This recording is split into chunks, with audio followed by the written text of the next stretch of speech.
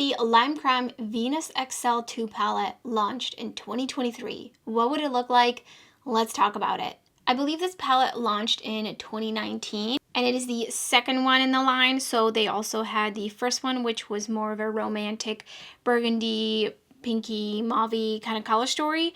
Now, I have done this video previously with the Subculture palette, so this is the second video in a new series. I do definitely want to do one of the other Lime Crime palettes. I believe it's the first or second one that they ever launched. It was super grungy, and everybody lost their minds when it came out because it was very interesting for its time.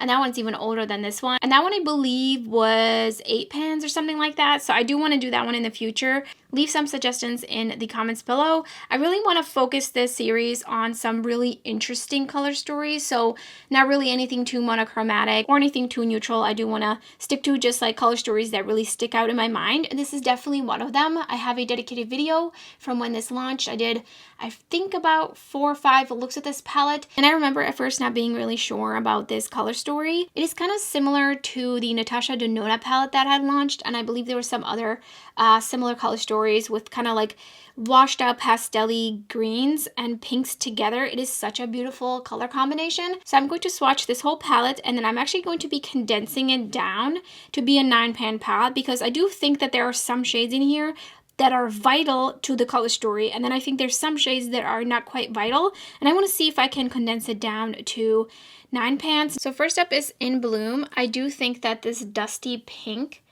is very vital in the color story here because it's really the pairing of this with some of the greens that's very interesting. Next up is this more neutral, almost beigey pink, slightly pink toned Crown shimmer shade, and this one has lots of flex throughout it and a very beige kind of undertone. And then next up is Sage, and this one is also very vital to this color story, and it is such a beautiful washed out kind of green. Next up we have Thorn. I already know I'm going to run out of space because I just cannot seem to get the swatches tight enough, and this one seems to be hard panning actually a little bit, but this one has blue flecks throughout it, but it has a bit more of a really warm toned base to it, so I see what they're really getting at. And then here is Ripe. Look at how pigmented that one was, oh my.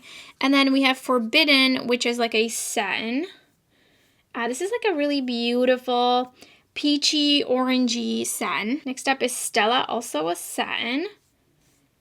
This one is, honestly, this one's not really that special. I don't think this one is vital. I don't think this one is vital either.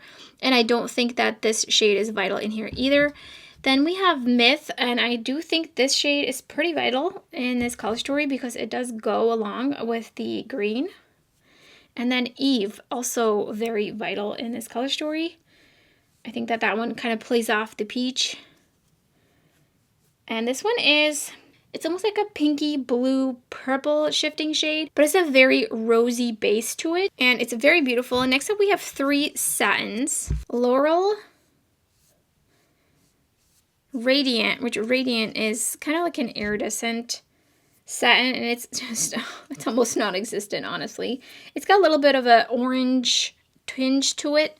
And then Ivy, which is also a satin, though I think this one's a little bit more amped up out of these 3. So here are the first 2 rows. I'm just going to swatch the bottom row on my other hand so we can kind of see them next to each other. So here is West, which is a really beautiful bronzy, really warm toned kind of satin shade. And then Obscure, which is a satin bright green. Really nice sheen to it. I do think this one is pretty vital in the color story. And then a Mystic, which is just essentially In Bloom, but like a satin. Then we have Phoenix, which is a stunning satin, really beautiful bronze kind of shade. And then Locust, which is a green brown type of shade, also a satin. Definitely very strong on that warm brown base. And then last up is Classical, which is the only deepening up matte shade in here. It has a very red tone to it. So here's the color story swatched out. Did we need all of these satin shades? I don't think so. I think that we could probably cut down on a Laurel and maybe Ivy. I do really enjoy the Phoenix in theory, a little bit amped up. Definitely want to keep Classical.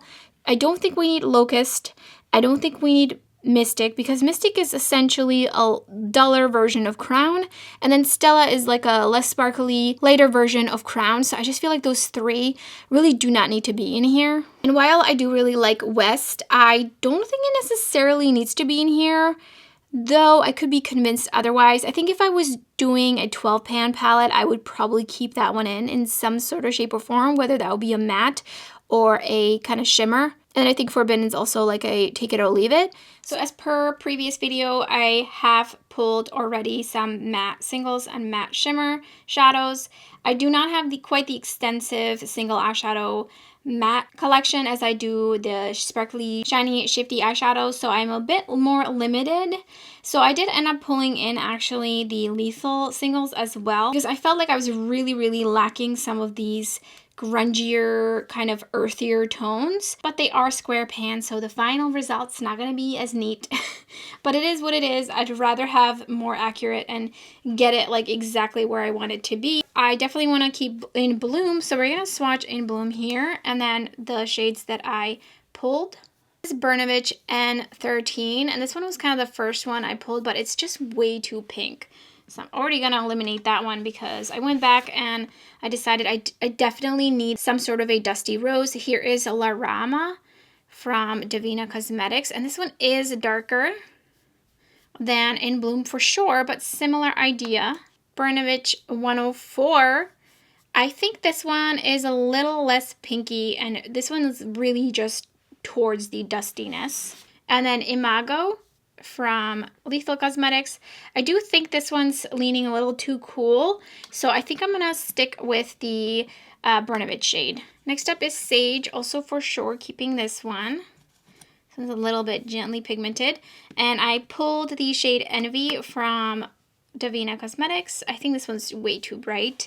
Again, I had that issue of just I don't really have some matte tones that really fit some of these shades, and then Habitat. So I'm just trying to really, from Lethal Cosmetics, really just trying to work with what I have. And then this next shade is definitely too dark, but this one is from the Best Mattes palette from Bella Beaute Bar palette, and I just think that one is unfortunately too dark. So I'm going to place in the Lethal shade because I do feel like that one, while it is still darker, I think the tone of it is a little bit closer, though I wish it was a little bit more washed out. Next up is Ripe. Look at how this swatches. I just can't believe it. And I pulled 139 from Bernovich, which I think this was actually going to be too warm. Yup. And I think I actually wanted it to be warmer, but I'm kind of in between on that. I'm not really sure if I still feel that way. That was, 2 hours ago. And then next is Catatonic, and this one is from Lethal. I think I'm going to put in the Lethal shade. So next up is Obscure, which is a satin. Well, it has a really nice sheen to it. There's a little bit of a shift actually. I pulled a really limey green from the Best Mattes palette from Bella Beaute Bar. And then I also pulled this Lethal shade. This is Void. I feel like this one's going to be kind of closest. I am going to keep the Lethal shade. I just feel like it's got a little bit more lightness to it. And then last up is Classical, which I only have 2 shades to compare with. And that's Desma from Devinah and Corrosion from Lethal. I'm not sure. I feel like both of these are actually leaning a little bit more almost plum, at least from what I'm seeing. So I think I'm going to go with the Devinah shade. I don't think it really matters. They're so similar next to each other. So I am going to move the selected mattes into this palette so that I can start picking the shimmer shades. And I do kind of want to lay it out like this. I kind of like the altering shimmer matte formulation. So next on to the shimmers, I knew I wanted something to reflect Radiant, but be a way more special, obviously, updated version. This is Terra Moon's Solar Flare. So just to give you kind of an idea on the difference, it has much less of a white base, and it's pretty strong shifting. So that one I'm going to put probably right here, I'm kind of thinking. But I might end up moving these around a little bit later on once I have picked the rest of the shades.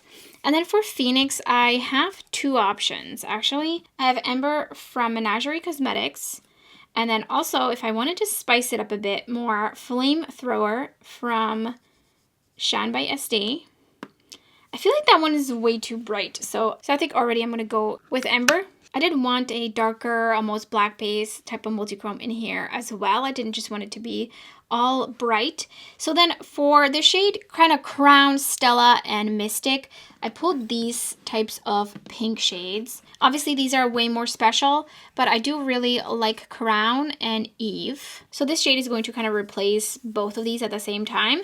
So here is Crown and here is Eve. I picked Glitz and Ritz from Luxie Beauty, and this one doesn't have quite a bit of the base that I wanted. Next up is Nightmare Eyes. This one is from ShineBySD. I believe this was from one of their collaborations. I think this one is way too vibrant, so I'm going to pull that one aside. And then Tucana from Devinah Cosmetics. I think that one is maybe a little bit closer to what I was imagining. And then lastly, it's Crown Flash, which is from ShineBySD in collaboration with Seeking Shifts, aka Riley. I kind of feel like I need a little bit more lightness in this palette, so I think I'm going to go with Crown Flash right in the top center. I think that looks really nice, actually, especially sandwiched between the Dusty Rose and the green.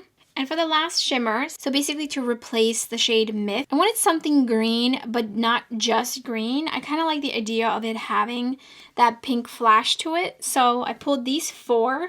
So this first one doesn't actually have a pink flash. It's actually reversed. So it has like a pink base and then a green flash. And this one is Jawbreaker from Luxie. I just feel like this one might be perfect in this palette. The other shade I pulled is Echidna, and this one is from Devinah Cosmetics. Oh my goodness, so shiny, so sparkly. And I think this is a good one too, but I do kind of feel like because I have this pink here, even though it is like kind of washed out, I just feel like maybe I don't necessarily want something like that in here. Then I took out Perihelion. This is from Terra Moons. This one has a teal base to it, so I don't really think it quite belongs in here because of the strong teal base. And then also Ganymede, which I think this one's a little bit more translucent. Yes. So I'm kind of in between. I'm going to remove Perihelion. I'm kind of between all of these. So I think I'm just going to put these in here. Okay, I do think this one's going to fit the best in here. I kind of knew the moment I swatched it that I felt like it really belonged in here. So I think this is the palette that we are looking at. So here they are next to each other. Let me know your thoughts below. Do you feel like I captured the essence of the story? Is there anything you would subtract, add, something you feel like I left out? So now let's watch the 2023 version of the Lime Crime Venus 2 XL palette. So the final lineup of shades is Burnovich 104, Crown Flash, ShineBySD and Seeking Shifts, Habitat, Lethal Cosmetics, Jawbreaker, Luxie Beauty, Catatonic, Lethal Cosmetics, Solar Flare, Terra Moons, Void, Lethal Cosmetics, Ember, Menagerie Cosmetics, Desma, Devinah Cosmetics. I do think I would prefer this shade to be a little bit more on the redder side versus the plum side. But otherwise, I do really enjoy this color story. So let me know in the comments below what you think of the palette. So that's it for another installation of What If This palette launched in 2023 featuring the Lime Crime Venus XL 2 palette. And if you enjoyed the video, don't forget to give it a thumbs up. And thank you so much for watching. I hope to see you next time.